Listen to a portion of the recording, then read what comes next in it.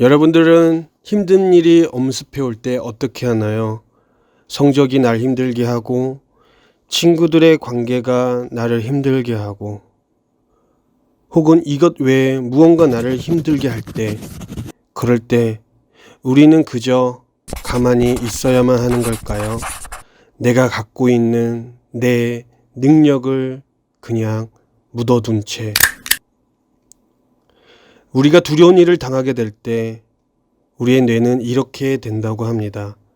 그런데 성경은 말씀하고 있어요. 이스라엘아, 이것들을 기억하여라. 도대체 무엇을 기억하라고 성경은 말하는 걸까요? 기억하다라는 히브리어는 자카르인데 마음에 두다입니다. 즉, 우리가 받은 은혜와 축복과 사랑과 비전과 섬김을 내가 기억한다면 분명 우리 안에 하나님의 엄청난 그 임재를 다시 한번 경험할 수 있을 것입니다. 이것이 바로 자카르입니다. 우리는 하루하루의 삶을 살아가고 있습니다. 그리고 한치 앞도 내다볼 수 없는 그런 삶을 살아가고 있어요. 그러면서 중요한 것은 우리를 향한 하나님의 빅피처는 여전히 존재한다라는 사실입니다.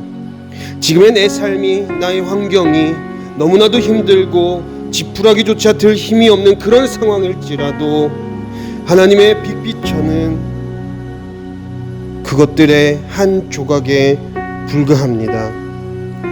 목사님에게도 체험적인 간증이 있어요. 목사님이 기도원에서 열심히 기도를 하고 있었어요.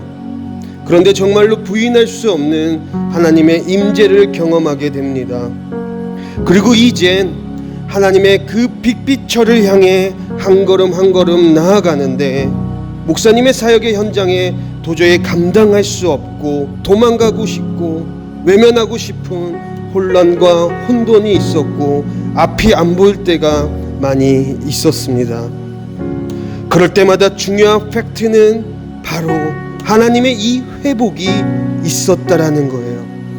눈앞에 보이는 환경은 도저히 내가 뛰어넘을 수 없는 장애물이었지만 기도원에서 하나님이 나에게 주셨던 그 부인할 수 없었던 임재, 즉 자카르, 이것을 통해서 하나님은 목사님을 향한 빅피처의 퍼즐 한 조각을 다시 회복시키십니다.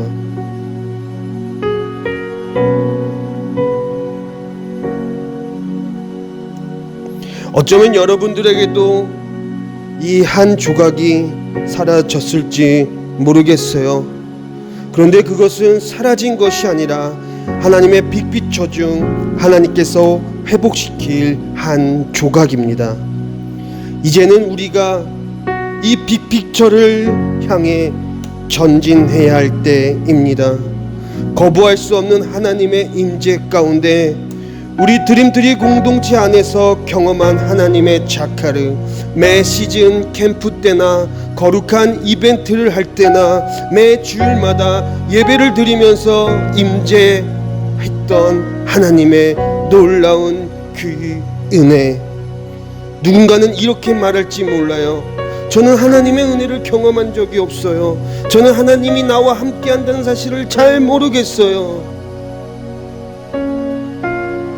우리는 기억할 수 없겠지만 우리를 향한 하나님의 자카르는 하나님이 기억하십니다. 이제 우리를 향한 하나님의 빅피처, 우리가 이제 함께 모여 예배드리며 새로운 자카르를 구하며 나아갈 때 우리는 정상에서도 하나님을 찬양하는 예배자가 될 것입니다.